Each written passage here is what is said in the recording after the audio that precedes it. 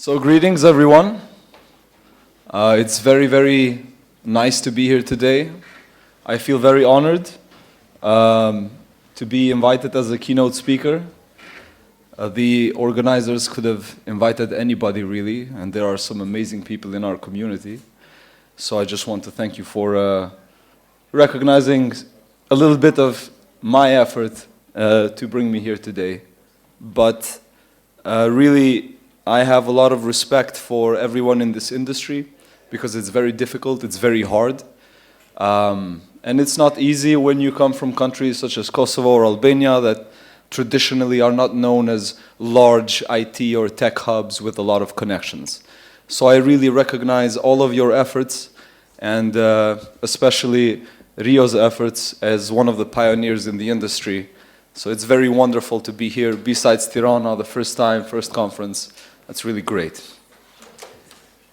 So my talk today, I will not bore you with technical stuff. I will take it easy, make a small introduction about myself, and really try to share some insights that I wish I heard on a BSides Pristina maybe 10 or 12 years ago, so I wouldn't make some mistakes that I've made along the journey. So I hope this presentation will give you a little bit of food for thought and help you maybe correct a few things that you may have done wrong as I've done in the past. So I was born in Pristina in Kosovo, 1994. The 90s were a terrible time.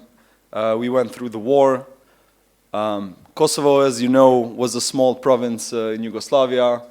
Really, most of my family were involved in the mining industry. They were either miners or doing something alongside of it. Life pushed a lot of people to become merchants and try to survive in some very difficult times. And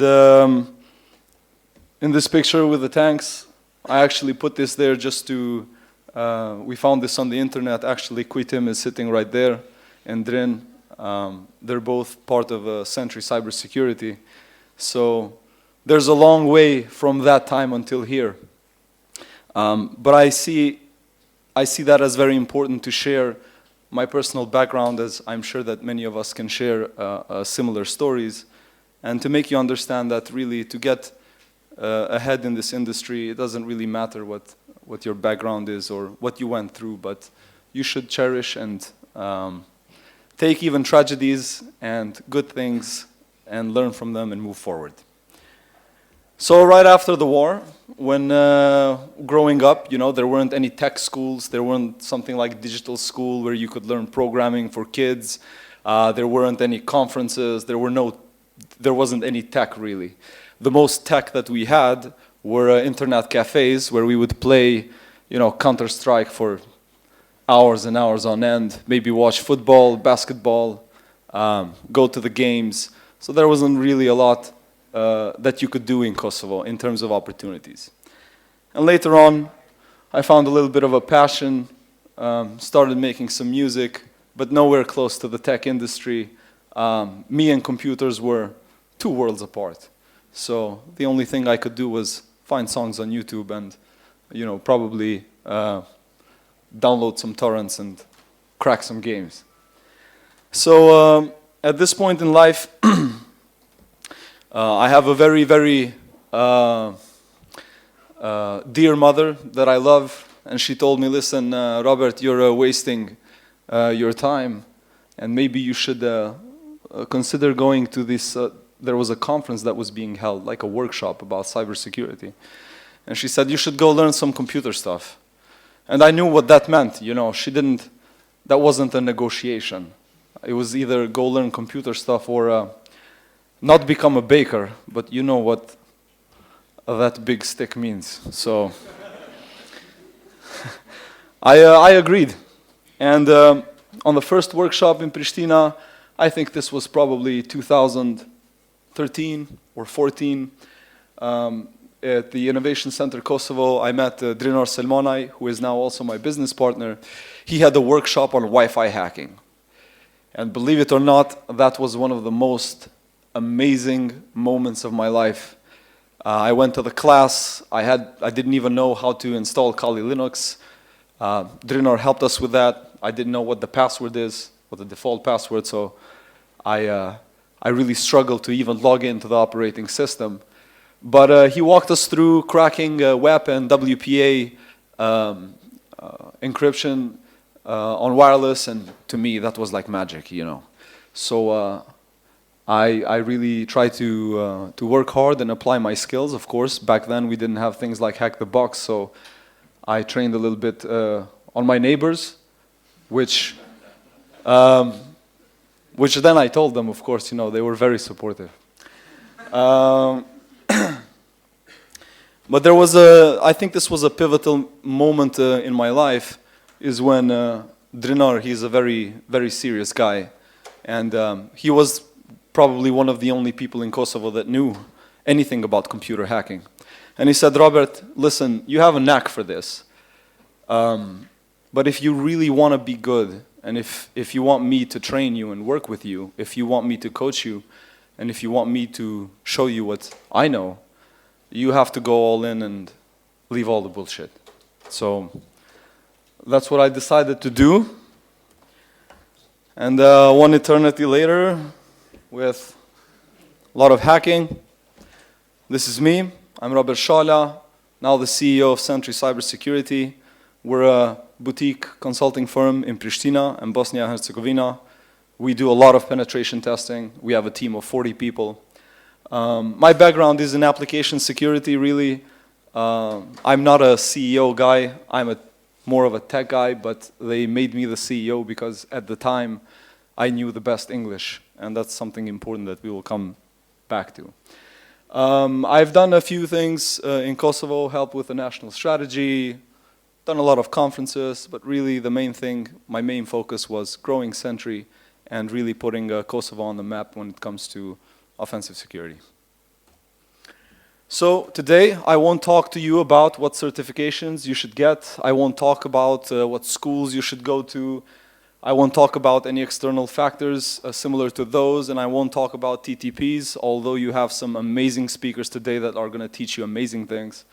What I will focus on are a few things that kind of people skipped over, or maybe they just took them for granted, and I really want to highlight a few of those things. So there's three things that I want to share with you, and I hope for all of you young people that are trying to break into the industry, you really remember these and you try to apply them throughout your profession. So the first one is, this is a very tough industry, and a lot of people want to learn, but they don't want to go through the sacrifice of learning it and applying it. So the first thing that I would share with you is to actually be coachable. And to be coachable is not just to want to learn, it's about to understand that you don't know. It's about to understand that you're going to suffer, you're going to be beaten down, you're going to go through a lot of hell. However, at the end of the tunnel, you will become a stronger and more efficient person.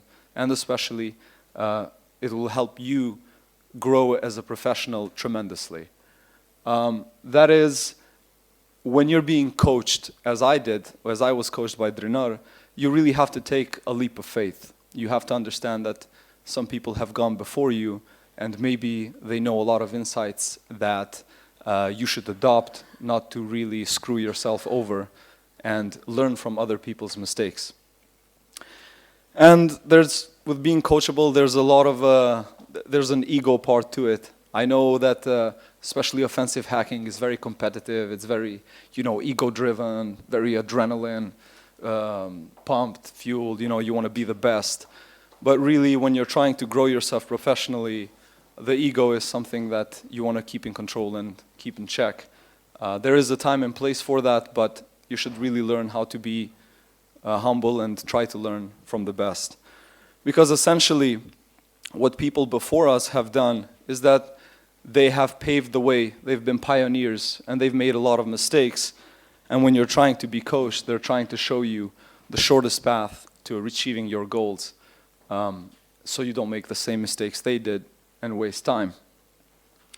And really, this industry has been pioneered by many, many before us. In this picture, I've put the Loft Heavy Industries. It's a picture from their Senate testimony in 1998. I highly advise that you guys go listen to it and see what they have to say. And, you know, we are standing on the shoulders of giants. And if you can go back to these pioneers and see what they did and what they thought and where they saw the industry going, it can really help you understand why this industry is the way it is, and it can help you really believe more in than just thinking about the industry as a profession where you can get a salary or, you know, make some extra money. There's a beauty in computer hacking, and looking back at these pioneers can really highlights that. So that was a general rule that I just want to highlight. It's very put there for a dramatic effect. So you learn from everyone, and if you stop learning, you die. That is professionally, you know, of course, you might still be alive. So the second thing is what no one told me, or not what no one told me, but is no one really highlighted this fact, is you really need to have good English skills if you want to break ceilings in this industry. I can't stress this enough. There are a lot of reasons for it. The best literature is in English. The best conferences are in English. The best research papers that you're going to read are in English. In this industry, you're interfacing with people. Most of them will speak English. Maybe also German if you're working for the European market. But generally, most of us are exporting services or working internationally, so English is the main language. And it's really important to harvest and harness this skill. As you grow professionally, you can really hit some hard to break ceilings if you don't know and if you don't speak and if you don't read the language well. Writing is an essential skill. If you're going into penetration testing, if you're doing offense or really any other cybersecurity job that has a lot of responsibility, you're going to be doing a lot of writing. These are some of the samples of penetration test reports that you can see. They can span 50 pages, 60, 100, 150, 200, and you are going to be writing those. They don't write themselves. So communicating very well, knowing English, speaking well, presenting well are some skills that you should harness and really upgrade yourself on. Do all the technical stuff, but don't leave the language behind. This is very important. My mistakes was during university, for example. I feel like I missed a few opportunities. We were learning about, you know, literature in English, and I said, oh, I'm never going to need this. Who cares about Walden and Henry David Thoreau and what he did in the forest, you know? But I think that might have been a great opportunity for me to upgrade my skills. However, my mother saved me because she forced me to go to take English classes when I was a kid, so I had a little bit of a leg up there. So thanks, Mom, if you're watching this.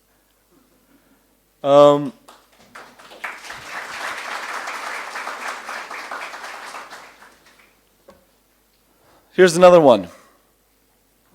CVE 2020-11552, 10.0, supercritical vulnerability, exploited by APT groups around the world. The product is a Manage Engine AD self-service. It's a small program that a lot of enterprises use when they have a lot of users. You know, when they're trying to log into their computers, if they click forget password, it opens up like a self-service ticketing system that allows you to reset your password. So it really helps with managing a very large workforce. Now, the thing with this vulnerability is very special and very peculiar, and I'll get to the reason why I'm showing you this. Just follow me for now. So the idea is that there's a host that is connected to the Active Directory, and whenever they would like to reset the password, they click Reset Password on the Windows login screen. An application opens up, and if you do an MITM there, you will abuse the browser engine that the application uses. So let me show you shortly how that looks like. So the first one, as an attacker, what you would do, you would RDP into a host that has RDP enabled inside of a critical infrastructure.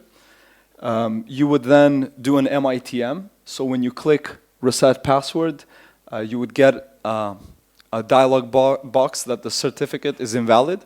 And then you would abuse the dialog and go open up the file browser on Windows. And then you could get to a CMD. You could run it as admin, and you would get a system shell. So in this way, you could hack an entire bank because all you would have to do is get a system shell and just wait for an administrator to connect there, maybe make some trouble. And you know, if they have administrative privileges, then it's game over. Which is exactly what I did in 2015. However, as you could note, the CVE is for 2020. My mistake was that I didn't report the vulnerability to the vendor. In fact, I think at the time I didn't even know you could report these. I didn't know how this actually worked. Moreover than that, I really didn't care. I cared more about my music. I didn't care about, you know, having CVEs or a personal brand. I didn't really understand the impact that such a finding could have in my career, especially as a junior. That could really have put me on the map and made a few things easier along the way. So what I would suggest is that if you're breaking into the industry, please document all of your work, start blogs, start journals, have a GitHub page, and really put yourself out there. And think about how you portray yourself online. This is very important, especially if you're going to start a business. People are going to Google you, Google your company, Google your teammates. And really thinking about this early on can really help you in your career. Otherwise, it can make a lot of things a little difficult from my side. You know, even if a vendor doesn't have any bug bounty programs or whatnot, please do report them. I remember Rio had a reflective download on Facebook, for example, that they didn't accept, as I remember, which was a really cool vulnerability that he found. And I know many, many more from my friends in Pristina, and myself included, that have found vulnerabilities on many platforms. We just didn't care to report them. It was cool, you know, hanging out on a conference or something. We all knew the hacks, but no one really reported them. And I think that's a real shame, because that's a lot of missed opportunities. So, last but not least, please think about helping others in this industry. I wouldn't be here if it wasn't for a lot of people that have mentored me and coached me throughout the years. And if you are at a position that you're a more senior person, that you are someone that has broken through, please help others. You know, this is an industry that doesn't have an end. There's work for everyone. There's great salaries, you can have a great life, and you can help people empower themselves, you can help them help their families out, help their community out, and you can really, really make a positive change. So if you have something smart to say, please come to places like BSides and share what you have to say, share your research, and just coach others, right? So don't forget that when you become a big shot. So that's that. There's a thank you here, but whoop. Well, there's a thank you here, so it's over.